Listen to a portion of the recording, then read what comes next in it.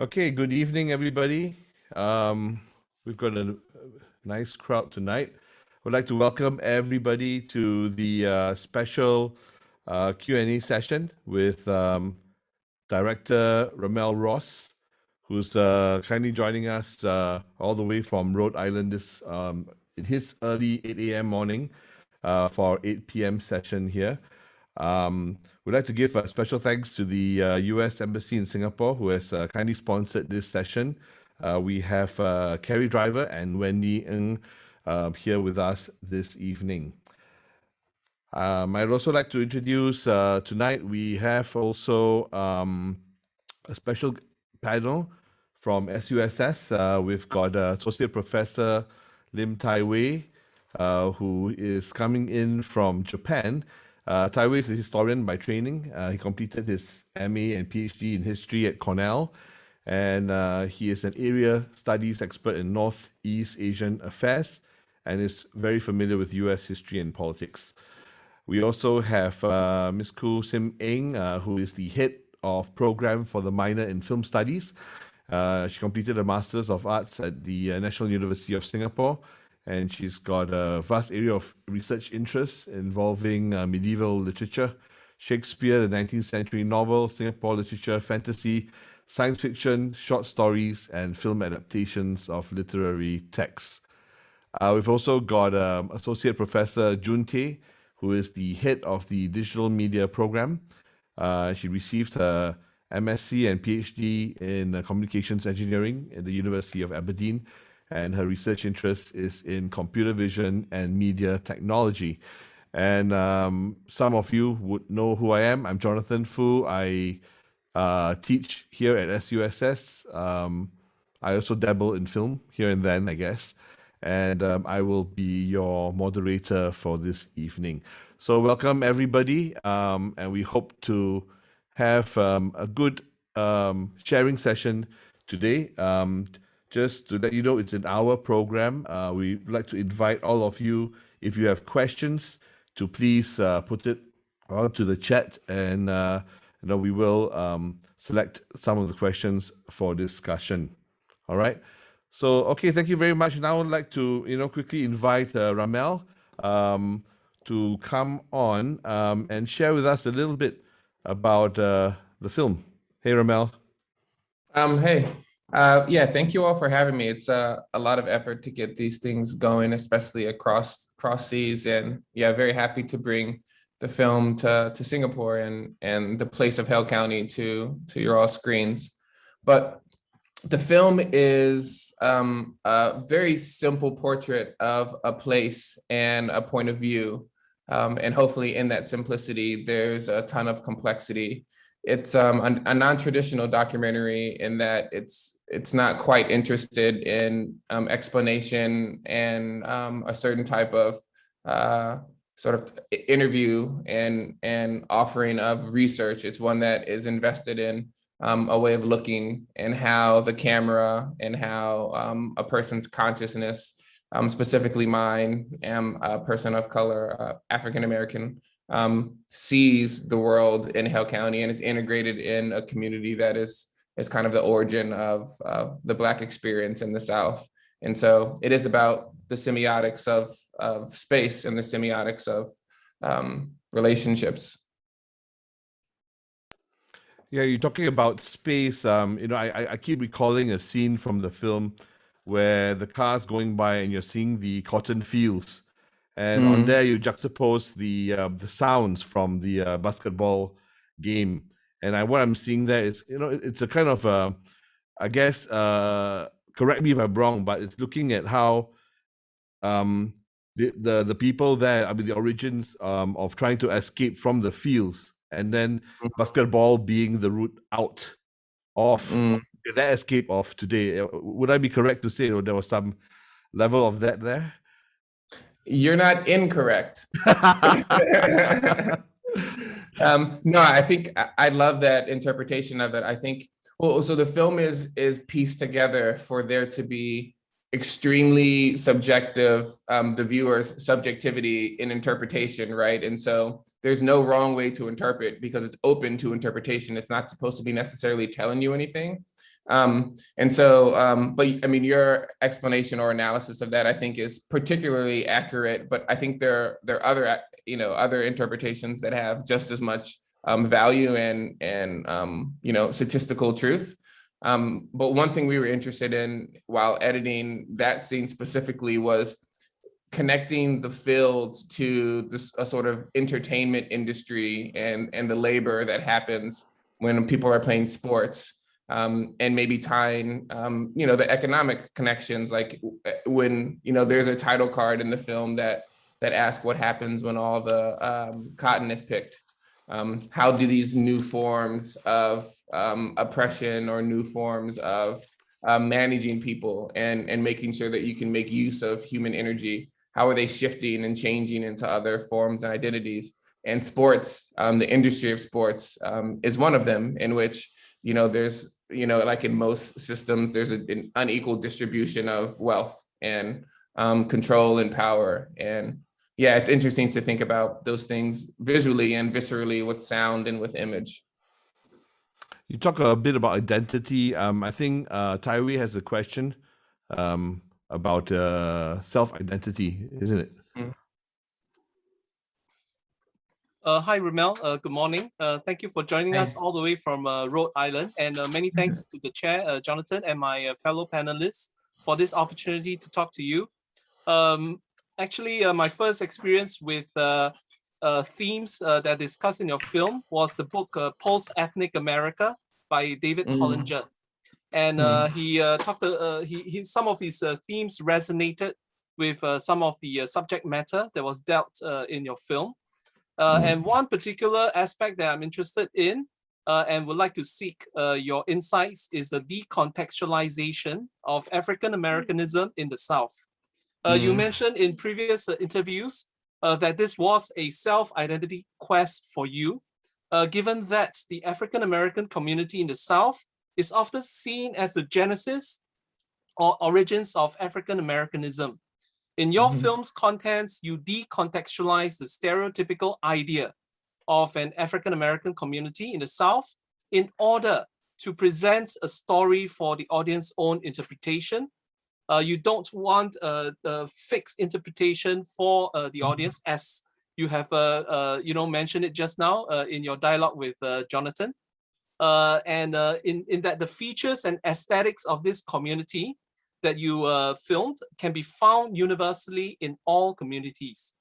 You mentioned that you wish to have the audience view the film with African-Americanism as the default lens. Could you share your thoughts with the audience on this issue, please? Thank you so much for this opportunity. Of course. Well, yeah, the second question's just as good as the first. I'm sure you all are just gonna continue to ask really insightful or incisive things. Yeah, that's a big purpose of the film, right? To centralize my identity in this community as a viewing mechanism. When you think about cinema, at least when I think about cinema and when I think about the art canon, I think about the filmmakers who are making most of the films that are globally shared and are seen across the world. They all share a common, makeup. They're typically men, and they're typically men who are white. And that just comes with a very certain, sort of cultural relationship to people that don't look like the people who are making the films.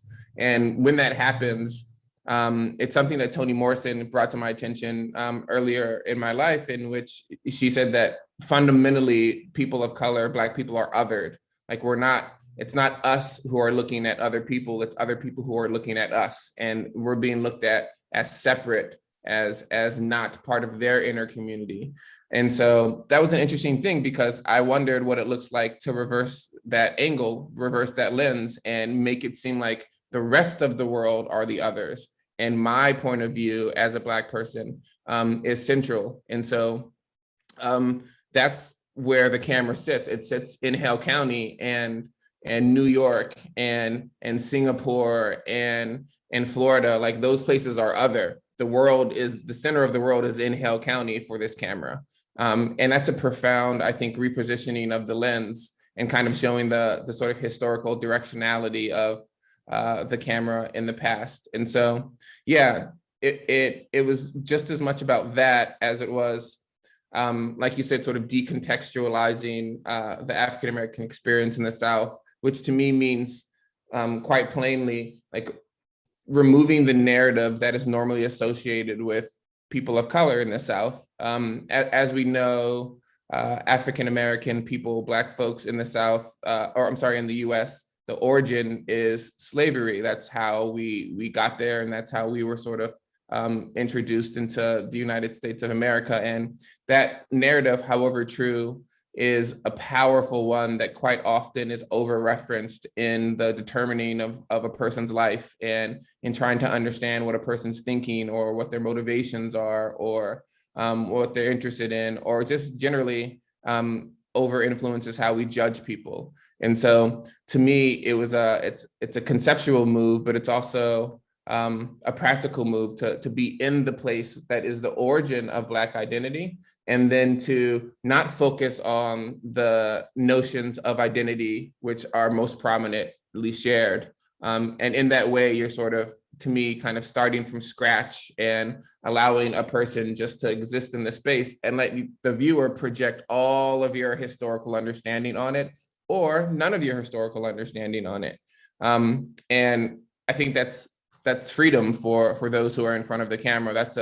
It removes the tyranny of history and narrative a little bit, and it lets them be present in the mind of the viewer with their current thoughts and not necessarily their judgments and historical connections.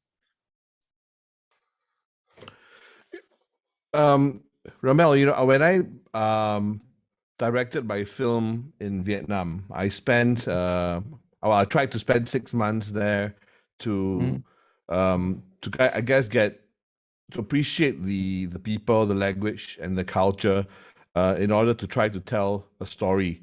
And I was trying to really, try to debunk kind of public perception or public views of what the world saw a post Vietnam War Vietnam.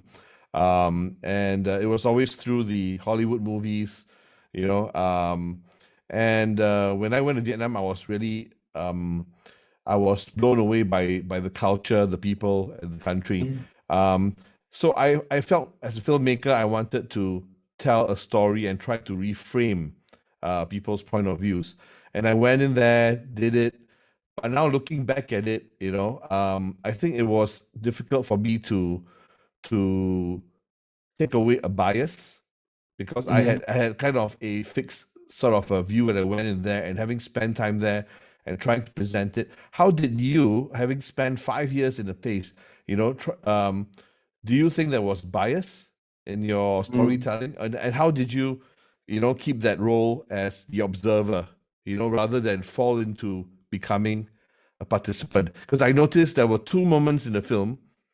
I don't know whether it was intentional, but you allowed the character to call your name. And there were 2 references where they go, "Hey, RaMell," right? And that was crossing the line, right? Crossing that 4th dimension for that moment. So yeah, you were what were your thoughts when you had to choose those shots, and the issue of biasness? Jonathan, isn't it so hard to make work in the moment where in 5 years or like 3 years where you're like, oh, darn it, I should have done that. Or getting to know a place it takes so long because, there's no way to properly see until you've been looking for a long period of time, because you have to just go through that time-based process. But I completely feel your struggle in like trying to connect with the community. And it's such a difficult task. But I think with Hale County, the goal was actually to be a participant and an observer. And participant, and by participant, I mean not someone who is necessarily there only to make a film, right? Like I wanted to join Daniel and Quincy's life, right? Like I wanted to sit there and watch movies with them and play with their children and go to dinner with them and fall asleep and wake up and have our relationship, which pre-existed the film. So I knew both of them for 3 years before. And then we started filming, which of course was incredibly useful in terms of trust. Like the trust was built without effort. And I think that way of filmmaking in which you're integrated into someone's life allows for moments that could never be captured otherwise, because you're always sort of looking for certain ways to represent. You're not just present anyway, and things aren't unfolding in front of you as if they would, with like a more sort of like tension that's happening between people and bodies in space. I think that provides for moments that you only see if you're part of someone's family. And I think that was one of the main aims. It's like, I would argue, I wouldn't necessarily argue it. I think that it's a political statement to try to film in the Black community, whatever, because the Black community is a huge thing, and it's it's in Singapore, it's across the world, but in the context of the Black community, longer than anyone has ever filmed, right? Like, how can you think about the relationship between when you have a film and you have a budget and you only have a certain amount of time, how that produces a certain way of filming, and it produces a certain type of image that you pursue, because you know that image means this. And so you only have so much time, so that when you do this with your time, you get this and you can finish it. But to stay there and to just join the lives of those you're interested in filming is a way to see as a family member would.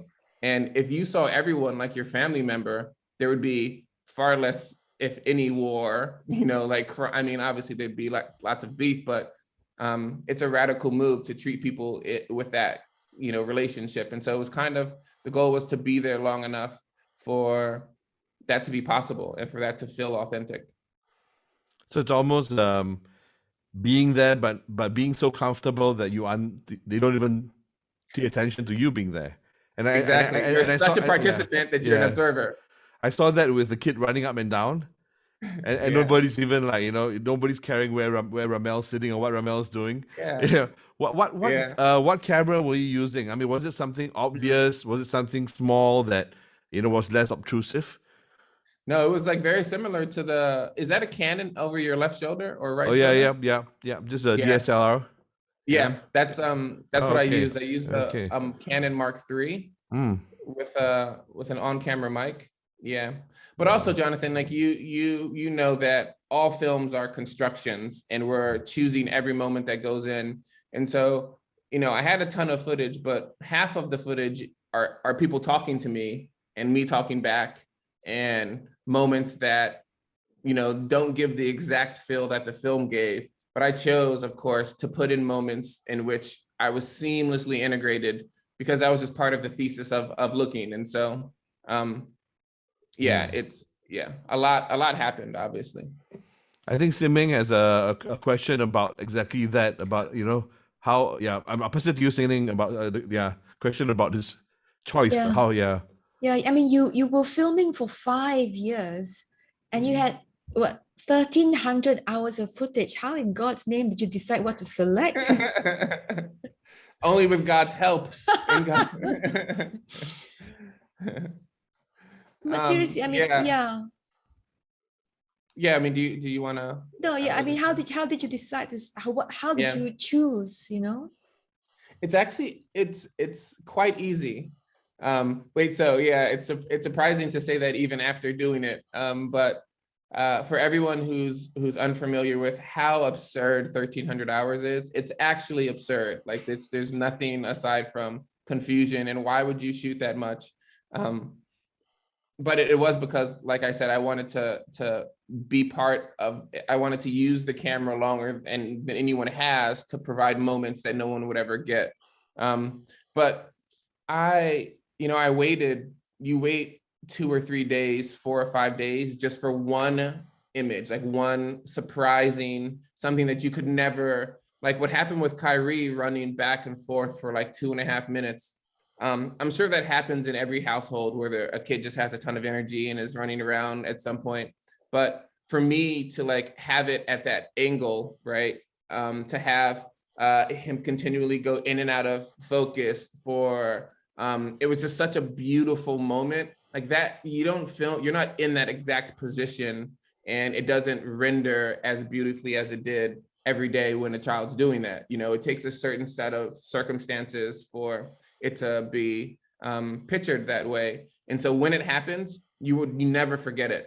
You know, it's like, wow, that was amazing.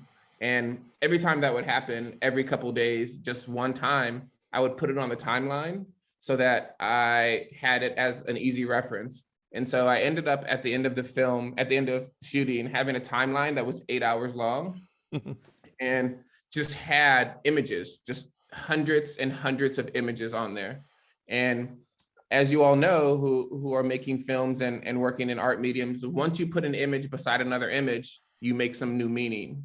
And so all of a sudden I had this timeline that I was introducing new images, and I'd be like, oh, whoa, look at this, like this connects to this, and then this connects to this. And over the course of the 5 years, I'm like slowly building out the structure of the film because of the method of putting really interesting moments on the timeline. So obviously it was a really difficult film to edit because I wanted the film to feel spontaneous, but also have a structure, and that's really difficult. But at the same time, almost every moment, there's only 2 or 3 moments in the film that weren't preconceived to be in there the moment that they were shot. Like the moment that it happened, I'm like, this has to be in the film. Like, how often does a child back up to a basketball hoop and get their hair caught in the hoop? I don't think I've ever seen that in film. You know, like it's gonna be in the film. Yeah. You talk about hundreds of shots. I was looking at the aesthetic, and I realized actually you could take out every kind of shot from every scene and blow it up, and it would be a nice photograph itself. You are a photographer, aren't you? So Yeah. did that play a part in the visual treatment of the shots, the framing, you know, beyond the sequence, but each individual shot seemed to tell a story of its own? Yeah, I think it was vital. Photography is the foundation of film. Obviously, you know, painting the foundation of photography. All the art mediums are in conversation, but for me, there's a difference between setting out to make a film and setting out to make a photographic film. Because if we think about the way that photography and film, generally speaking, function, one is time-based with like a sort of, you know, over a longer period of time, and one is more of an instant, generally speaking. And it's interesting to me when someone takes a photograph, their sort of meta intent, right? You take an image, a single image, and in your head, you're trying to put as much information in it as possible. You're like jam packing it, and you're trying to have this like, you know, this stable, static piece of meaning. But when you're shooting with the intention of making a film, you're allowing that single image that single meaning to not single meaning, the single consolidation of meaning to not necessarily have that same instant power. You're just stretching it with hope that the narrative of the beginning to the end that you're filming can not only you know, have some sort of meaning, but it can connect to another series of those to have like a longer narrative arc. So to me, in some ways, when you're filming, you're not embedding the power of the single image into filming because you're trying to prove some longer thing. So I wondered what it would be like to shoot the film as if it's a series of photographs, and every single photograph is the most important, you know, like at this moment, I'm going to put all the meaning in as possible. And so it just deals with time and the moment and meaning in a way, more interesting way, I think, for my purpose, specifically because photography and people of color have a really fraught relationship. And so I wanted that to kind of be the origin of entrance for the audience. Thanks for that. I'm going to bring in a question from Nurul because it was one of the items that kind of made me pause when I watched the film. And it was really the scene of Corbin passing on. And so here's the question from Nuru. It says, hi, RaMell. Losing Corbin due to SIDS was a real shocker. How did you and Boozy Quincy feel when you decided to feature this tragedy in your film? And I just want to comment that I realized that you were very sensitive during the burial. You were actually very distanced away, and you gave that space. I mean, from other scenes where you were right up to his face, this was a scene where the family was away. Can you share with us a little bit about that? Yeah. Yeah, what a profoundly dark moment in someone's life when they lose a child, when they lose anyone really, but you know, a lot of parents say it's the worst thing that could possibly happen is losing your child, you know, obviously before you go. And you know, I wasn't prepared to you know, for Kyrie to pass away. I wasn't like, this wasn't part of the story. I didn't start making this film with the expectation that something so tragic would happen. And so I was in a horrible shock, and, you know, obviously as empathetic as anyone could be.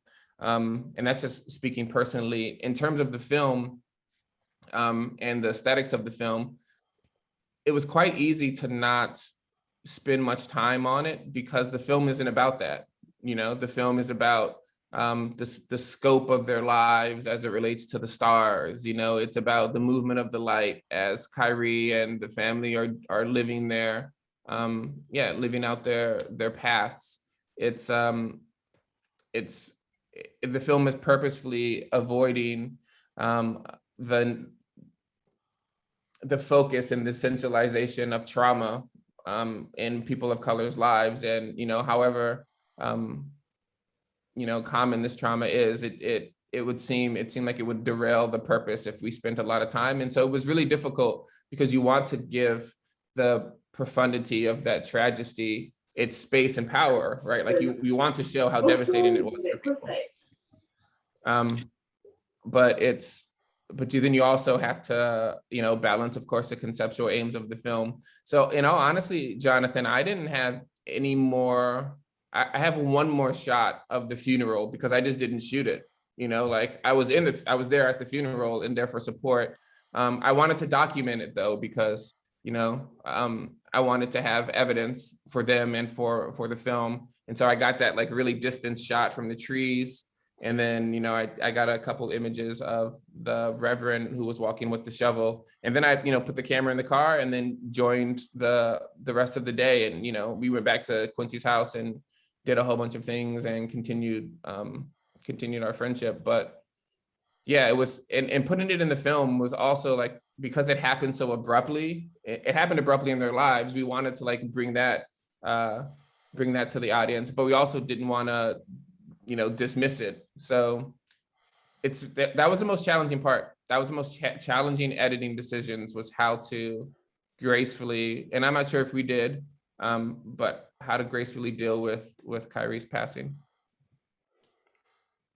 Yeah, I think that the tragedy was, I mean, the suddenness and also the way it was so quickly presented, I think added to the level of the shock. But we could see that later on in the film. I mean, when Boozy was talking about, you know, looking at the old photos and still talking about the babies, that there was some level of closure and people were moving on, you know, and I think that was at least able to close it for me. You know, I wasn't left in a shock hanging there, and I think that's tough. I think deciding when to put down the camera or whether to keep it rolling. And I think some documentary filmmakers would just keep the camera rolling anyway, but you chose to put it down. And was that a difficult decision, or was it a natural choice? I think the camera is such one of the most ethical objects that exist in not ethical, one of the most interesting sites for ethics in culture. And I've like figured out through making the mistakes, I think, of shooting and making images too long in a moment that's hurtful for someone, or not thinking about the person in front of the camera before the piece. that I was the purpose of taking the images with photojournalism projects, that I think I formed a pretty strong ethical foundation for when to use a camera and when not to use it. And it leans on the idea that if I'm wondering whether or not to use it or not, I don't use it. Because I figure there's so many ways to, to make meaning and to, there's so many ways to explain things and to translate things. It doesn't always need to be seen. And I think because the camera can do what the camera does, we always lean on it needs to be seen. And I think some things have been seen too much. So I lean towards showing restraint. Yeah, I think there's a narrow line before you cross, before it becomes exploitation. And really, if you can show it to me without showing it to me, I think that's the power of film language. Yeah.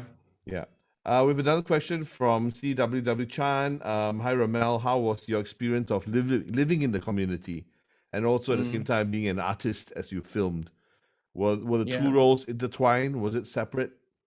Can you share that with us? Yeah, what a good question. This entire film is one big, ball of luck. Like there's just so much luck involved with how it's even made it this far in culture. And I'm even here, though, I mean, it's Lawrence's and Carrie and Wendy's legwork, but obviously like there's so many moving parts. And so the only reason why I had the access that I did in Hale County was because I moved there to teach in a nonprofit organization. And I had no intention of making a film. I did consider myself a photographer at that moment. But the organization I worked in called Youth Build, which is supported by Department of Labor, integrated me in the high school and in the general education space in a really small town. And so every student, and I also played basketball and coached on the basketball team, I just knew everybody, I knew everyone. And they knew me as RaMell, who can help you get your GED, RaMell, who can help you look for a job, RaMell that can help you with your resume, RaMell that can, share a good film with you, not as an artist and not as a photographer. They knew me more as a basketball player, or thought of me more as a basketball player than an artist.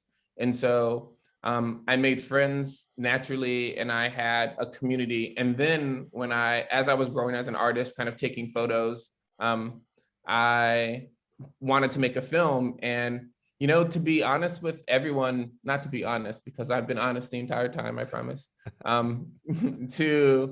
To be clear, I don't think that folks know me as the guy who made the documentary only after being there for 8 or 9 years. Like once we got nominated for an Oscar, that's when everyone started to be like, oh, the artist RaMell. Before then, I would literally be there with my camera making this film that would go on to do these things. And someone would be like, hey, do you still coach basketball at the school? Or, do you still know this guy at the catfish plant so I can try to get a job? Like they just knew me as this other person. And having a camera was just something that I did as well. And that sort of trust, or that belief that my intention wasn't to document their lives for public viewing. My intention was to just be a person who's in the community helping, is why I'm so fluid across all of the spaces. And so, and I still live in Hale County. I have a house there, and I tried to spend about half the year, and it's been tough, of course, with COVID and with the film's release, but I'm pretty dedicated to making work in this community, because I love to think about the process of making work over the course of 20 years in a place, over the course of 25 years in a place, and being able to figure out ways to integrate artwork and filmmaking with actual uplifting of the socioeconomic conditions of those who are living in the place. How did the residents of Hale County view the film? Did you get, what was the feedback from the people that were featured in it? Jonathan, also let me know. I can talk at length, sometimes devastatingly, like, because I don't want anyone to fall asleep, you know? So let me know if I'm rambling on, just go like, just do this. Okay, we're good. Yeah. Okay. Can I hop in real quick? I don't know if I'm muted. I can't stay, RaMell. I just want to say super happy to see you here. And Lawrence. Everyone, I've known Lawrence for like 20 years almost. It's 20 now. Yeah. Good to see you. Good to see you. You too. Awesome. Yeah. Yeah, so we were I was asking you about the response of, I mean, you're still a resident of the Hale County, right? But how did the people respond to them being on this, you know, not just a national but international stage? Yeah. Sorry, I just flashed back to Georgetown days and I was just like reminiscing in my head. The community's response was quite interesting because, you know, specifically Daniel and Quincy's, I'll say theirs first, because so I made a film, you know, for 5 years with a camera, this almost same camera that's right over Jonathan's shoulder. So when people think of cinema, that one. Yeah. When people think of cinema and people think of the big screen, the silver screen, the movie theaters, they don't think of that camera and they don't think of a shotgun mic on top. And so we made a film for 5 years, but after the first year, it kind of just became me holding a camera and using a camera. You know, like I like to, you know how you have a friend that's like, I'm writing a book. And then after year 3, you're like, I'm not sure if you're writing a book anymore, you know? It's kind of like that, where it's just going on for so long and it's such a meager process, production, that it's kind of just something that someone's doing. And so I don't think that they were prepared for, nor was I, the response and the scale of the attention. For Daniel and Quincy specifically, it was kind of like having a diary of moments that you don't remember, because they're like doing their thing and I'm filming. So like, they don't even know what I'm seeing, you know? Having a diary of moments that you don't remember from a perspective that's unfamiliar, in a beauty that is outside of your normal sensibility, and then elevating that to the same screen that you're watching like a Marvel film, you know? Like the levels of abstraction are wild. And so for Daniel and Quincy, it was like mind-blowing for themselves to be paired in the same space as like a Black Panther character. But for the community at large, I think most of the comments from people, from those I hadn't known before, and those who I do, were very similar in that they say that I did a good job showing what Hale County is actually like. And I think what they meant by that is that the film is slow, you know? Nothing happens in the film, you know? The sun goes across the sky, the leaves rustle, a car goes by, and someone says something funny, you know, and then someone's eating some food, and then you're watching TV, and then the sun comes up again, and you know, life is, in, as many of you all know, in rural parts of worlds, is so slow, and it's quite beautiful, depending on your lens of beauty. And so I think they appreciated a film about their place that didn't have all of those narrative things that we talked about before, where it was like a struggle narrative, or it was only about the poverty in Hale County, or only about the racism in Hale County, or only about these things. People were just allowed to be in a place with all of those things, you know, are happening, but it's not about that. It's still just about people. And yeah, so I think, and that was the biggest compliment, honestly, for someone who lived there, to feel like the place wasn't misrepresented, you know? But also, this is from the Black community, because it is incredibly racist there, like openly, like people are actually racist. And so the white community, although I can't speak for really any community, I can speak for myself and my opinions of those communities, but the white community at large especially those who aren't as liberal as I am, didn't see the film as representing their Hale County, because their Hale County is a Hale County that is white, and Black people are their other, which is what we talked about with our first conversation, the way that it reorients the lens. It others white people in Hale County, which is this interesting thing. So the fact that you're still a resident there, is this an ongoing project? Are you continuing to document the families and the stories? I am not as intensely as before. Like before, it was like all like every day, wake up, film, and hang out. But now it's way less. Yeah, that's not the only project I'm working on there. I have some other things in mind, some larger scale things and some other film things. And so, yeah, it's spread out. So there might be a Snyder like 4-hour, 8-hour cut version. Yeah, Hale County 24-hour film. Yes. I think June has a question about current and future projects. Can I get you to ask that question, June? Yeah, hi, RaMell. Thank you very much for actually sharing with us the Hale County movie, actually from the observer perspective. So as a movie viewer, I feel a connection because the footage is so natural. So I believe that you must have integrated into the community so well that they treat you as part of the family. That's why you are able to get that kind of footage. And I feel that is really remarkable, to get that sort of footage. So yeah, I understand that you have been working on this African-Americanism theme. So I wonder what are other themes that you are currently exploring for your next film?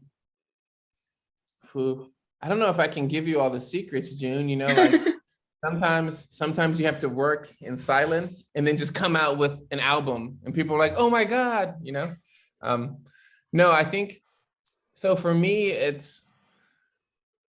there's a thing in the US where if you're an artist of color, if you're, whether or not you're, Asian, or whether or not you're, a Black African-American, whether or not you're Latin American or whatever, wherever you're from, your work gets trapped in that representational space. This guy, Darby English, says he enjoys work.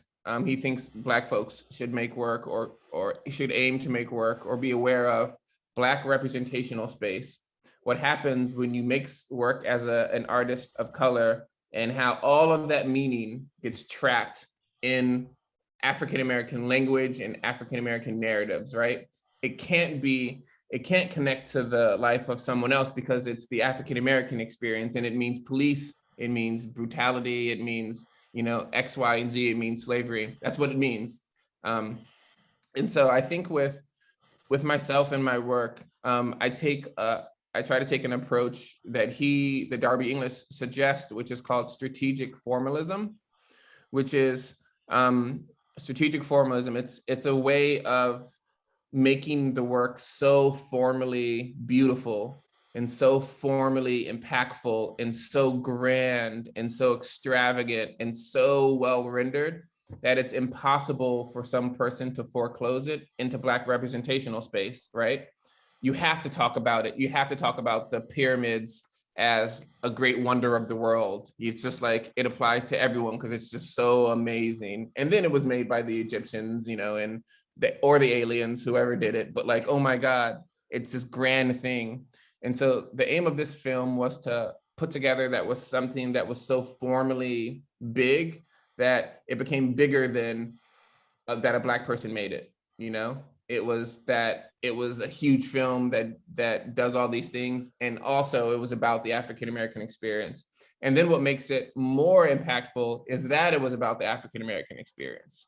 And what that means in terms of, the ability for artists to speak universally from a singular, super singular, identity-based perspective.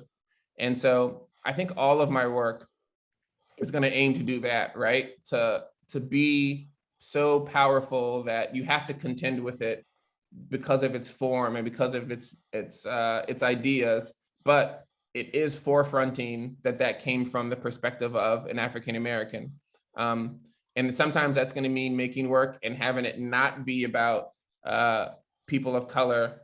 But once you add that it was made by a person of color, that's going to change the way in which you understand what's happened in front of it, you know? And then what happened in the work. But then that also allows you to think about how that sort of coding changes the narrative and changes what's happening in the piece. Thank you for sharing with us. Sure. I think what's interesting when you mentioned that, you know, there is this Hale County, and then there's another view of what Hale County could be, and I think that it's really important how things are framed and how you look at it, and you could be across the highway and see a whole very different view of a total county. I think Tai Wei has another question about distance and the question of socioeconomic egalitarianism. Okay, thank you, Jonathan. I was listening with fascination about the context as well as the techniques that RaMell used for the film. Given that we are a social science university, I thought that I could ask something about social sciences, particularly about social economic egalitarianism. You mentioned in the past that distance is the equalizing factor in the film. In the rural community setting portrayed in the film, regardless of social economic classes, everyone in Hale County is subjected to distance, of being physically far away from everyone else. How did this geographical equalizer impact on the community's relations? And are there other community and social spaces in Hale County that are equally egalitarian as well?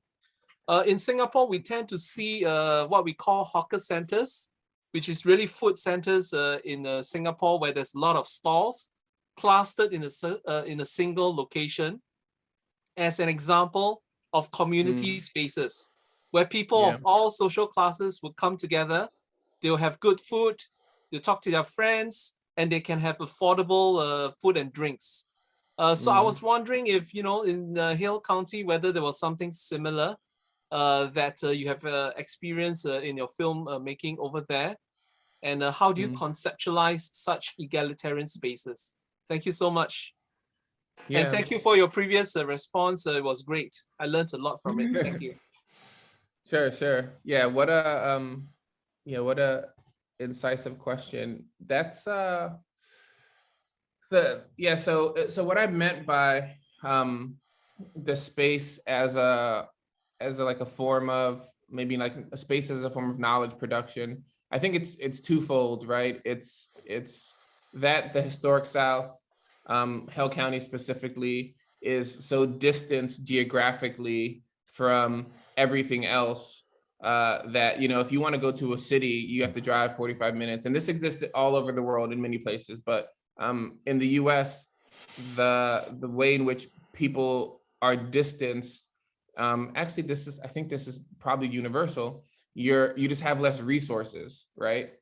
It takes more time to do things. And so it facilitates disenfranchisement for those who don't have resources. It just, if you can't go to the city, you have less job options. It's just a fact, you know? I thought what was most interesting about the distance is that people just come in contact with less people. You just don't have the kinetic relationships with groups of people that you would if you lived in a city center. And I've always wondered what that does to a person, you know, psychologically, or how that produces a type of person or a type of personality. One thing I noticed early on with Daniel and Quincy was that just based on the way in which we would have 4-hour conversations, they weren't having like the attention that I was giving them with the camera and with the film was attention that they'd never had in their entire lives, right? They didn't have therapists, you know, they didn't have school counselors who were talking to them for hours and asking them what they thought about things or how they felt, or if they wanted to do this, or if they thought this was best for them or for their children. They were, just young men living out their lives, and the attention that I gave them, I think, is kind of in proportion to their proximity to lots of people. Like Quincy and Daniel can go a whole day with only seeing 2 people, and I just wonder how that affects people.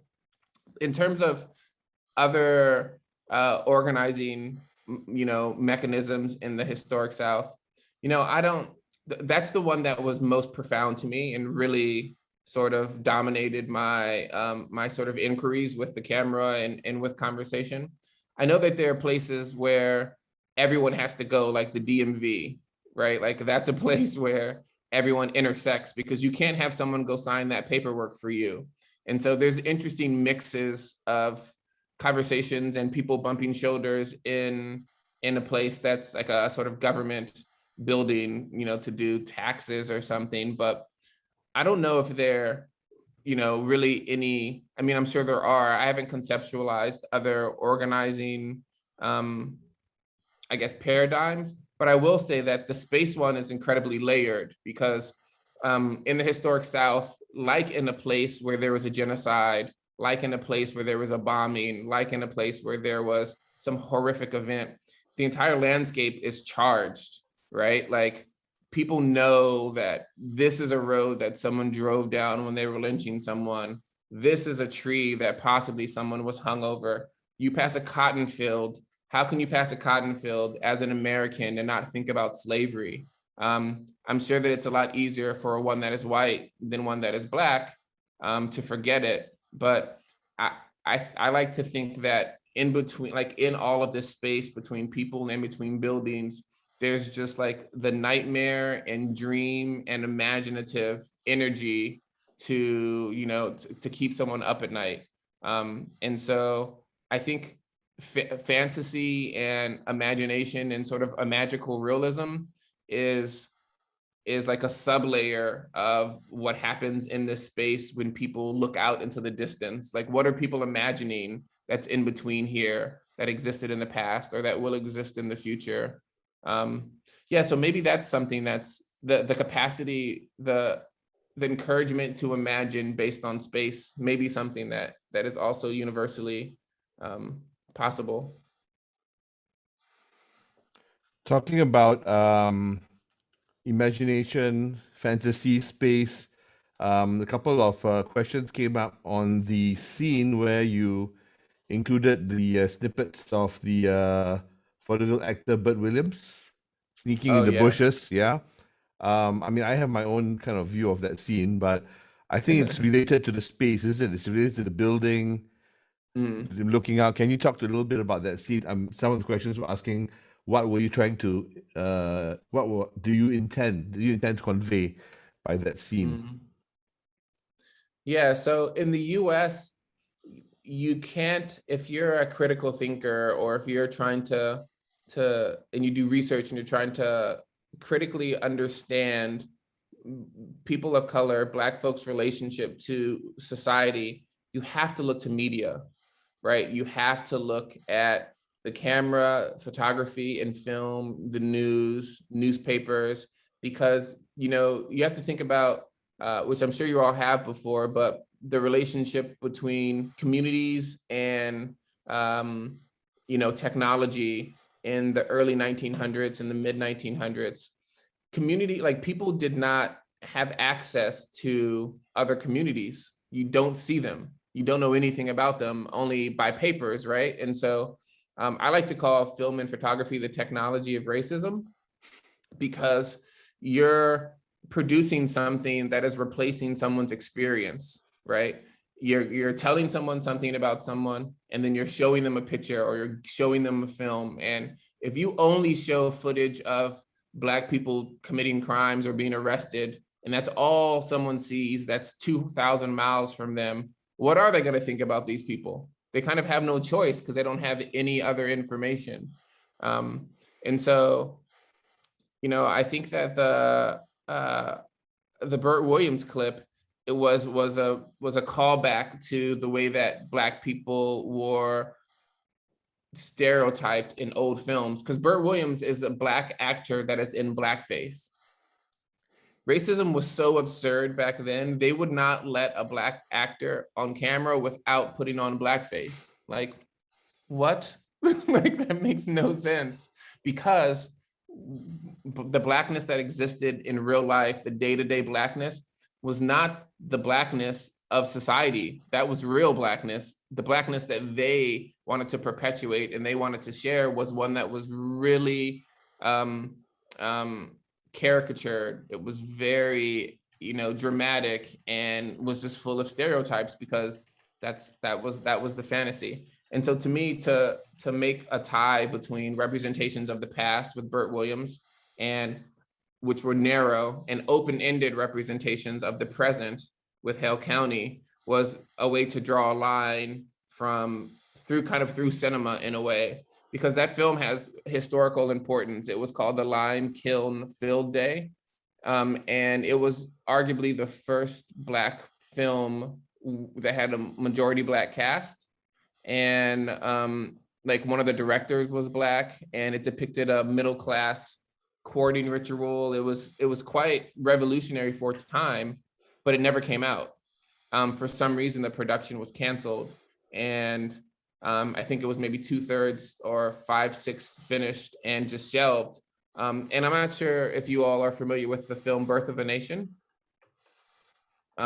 Which is a wildly problematic film, and is called the film that re-established and reincited the Ku Klux Klan.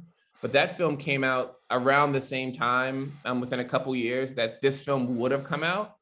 And so you have this crazy racist film, Birth of a Nation, and then you have this film that, is obviously peddling in racist stereotypes with Burt Williams in blackface, but it isn't the same type of film as Birth of a Nation. It's a way more kind, and it's depicting Black rituals as in way more of a normal, whatever normal means, normal way. And so it was also a way to sort of bring attention to that sort of pivotal point in history. Okay, great. Okay, maybe we'll come back a little bit more back into the film. I think Sim Eng has a question in regards to some of the editing decisions. I think I when I watched the film initially, I actually thought things were a little bit more random. Then when I looked at it, I went, "Hey, there's been a lot of thought into some of the transitions." Moving. I think Sim Eng spotted that, and she's got some question on that. Hi, sorry, I missed a whole bunch just now. My Zoom froze. I had to go and come back in. And I don't know what gems I missed. Darn. Yeah, but the editing, it was so beautiful, RaMell. And there's that wonderful. There's so many wonderful sequences, but two struck me in particular. I mean, I'm sure you've heard this before. The one where Kyrie's just running up and down, just zooming up and down, zooming up and down, and then you cut to Daniel in the locker room, and he's like running up and down too. And I'm sure that was deliberate, and you can't help but make connections between the two boys running. And then there's another one where he's got the basketball, pum pum pum, and then he's sweating, and and then it cuts to the rain. And it's sure to create some form of some kind of association. What were you going for there? You want to tell us? Yeah, I mean, the thing is like there's like the meaning that can be articulated with words or could be reached towards with words, and then there is the ineffable, thing. Right? Like music is ineffable, right? Like you can describe a song, you can review a song, you can sing part of it, but there's nothing like what happens when it enters your ear and your body is feeling it, and you're in a good mood or in a bad mood, or like music is its own logic, it's its own reality. And so I think that cinema, and I think the visual field and the visual world is very similar. I think that it is its own reality, and the best that we can do is use language to corral it. So I like, you know, very simply, I'm filming Daniel dribbling in a garage. He's sweating, and it's like beautiful, right? Like each individual drop you see splashing in detail. And then that was a really striking image. And so I put that on the timeline, as mentioned before, like, wow, I haven't seen that. That was cool.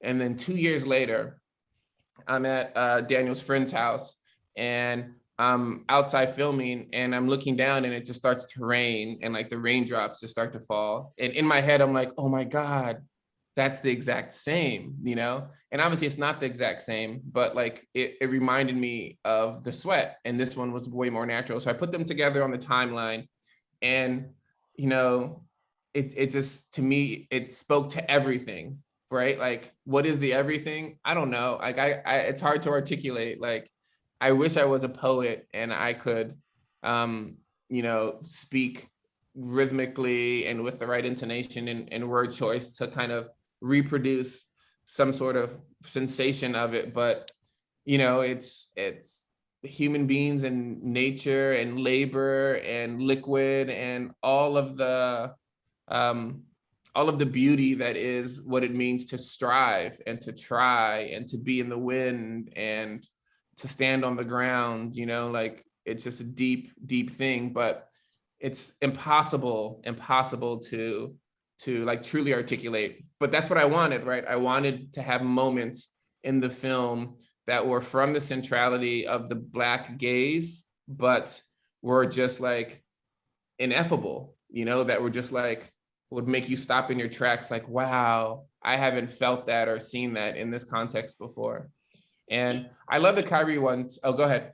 Because what you said about ineffable, because it really made me think of, you know, his dribbling, the intensity of the concentration, because he's practicing, he wants to get better, he wants to improve his game, he wants to improve his life. And then, but there was something so primeval about the way then it became rain. It was like as if this kind of striving, this kind of going for something has been since time began.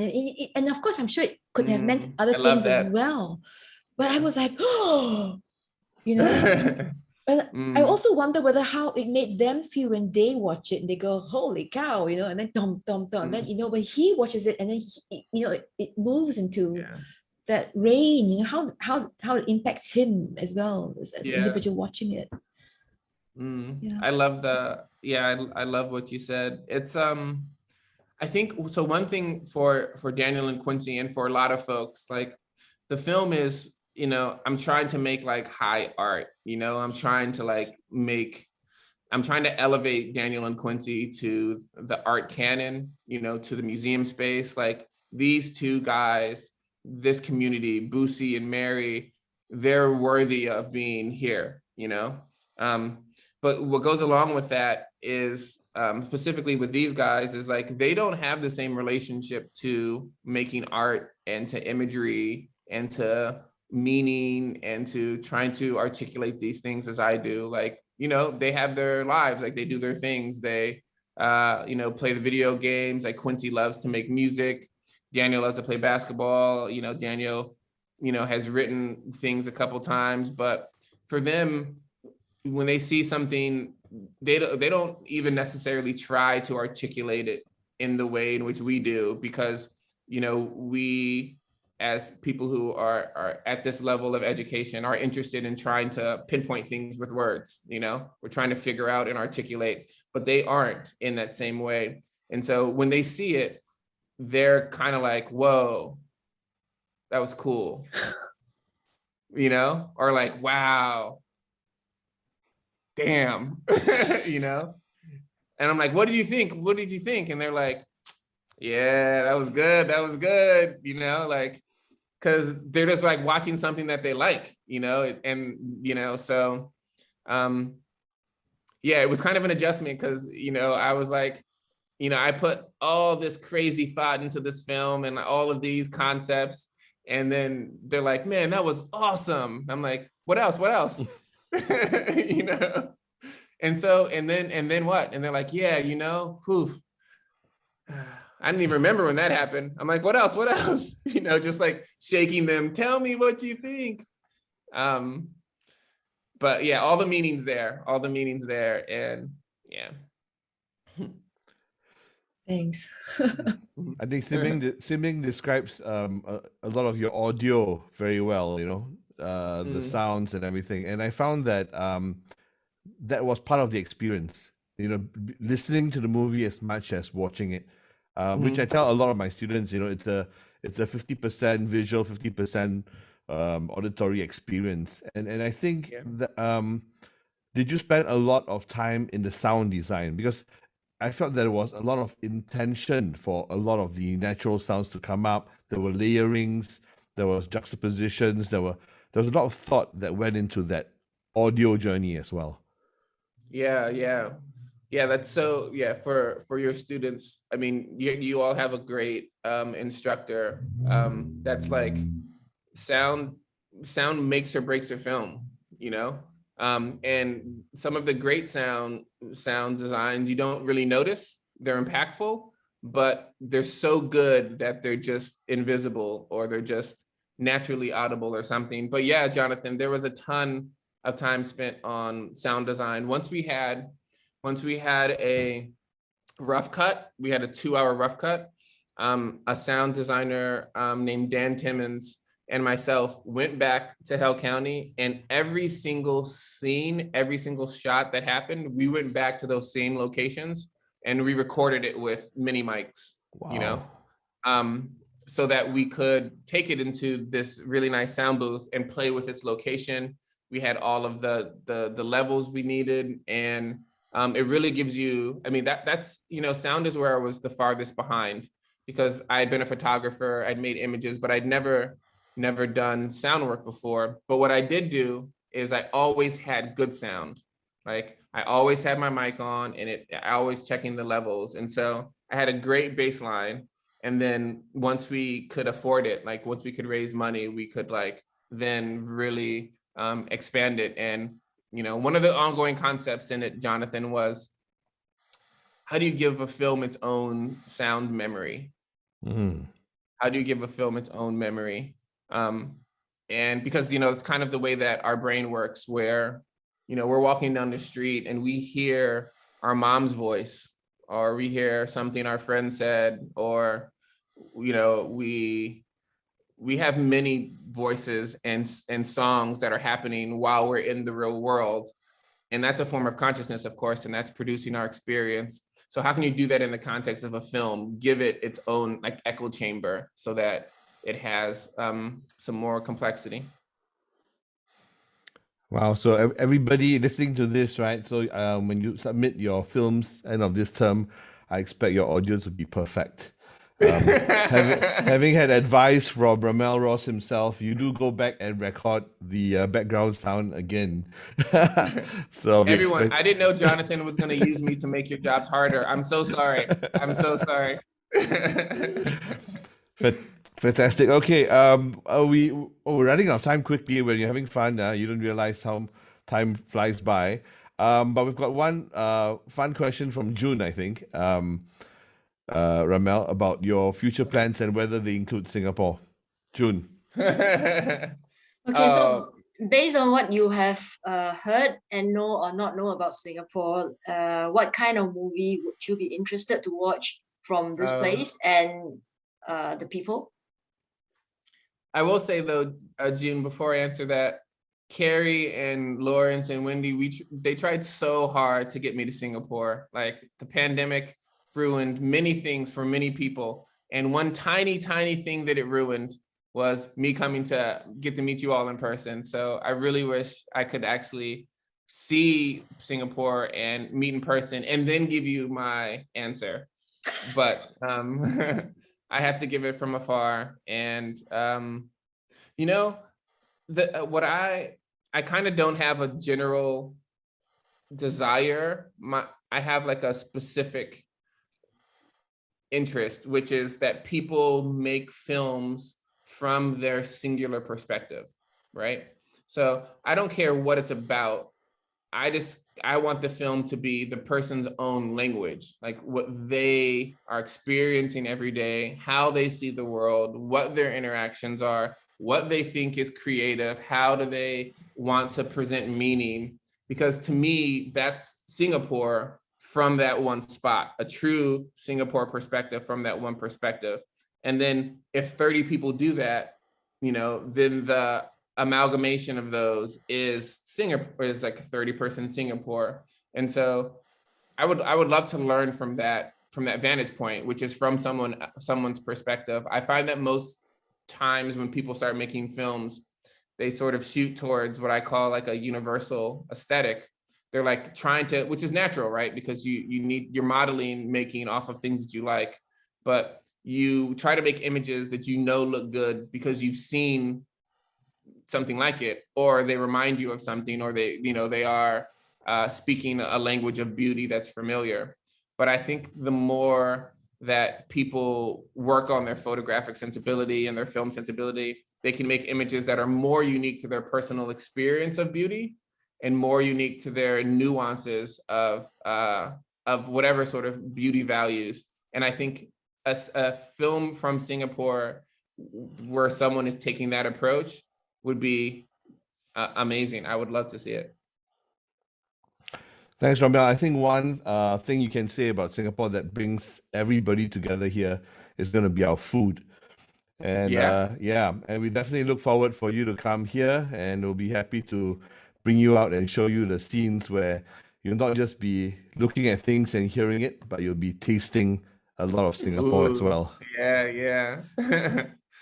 Yeah, that would be great. I love food, as most people do, so I won't have any problems. Okay, thank you so much, RaMell, for sharing this hour with us. I think we've learned so much from you, and I think it's such a rare chance for us to be able to have such great open conversations, and we really thank you so much for really sharing with us from your heart.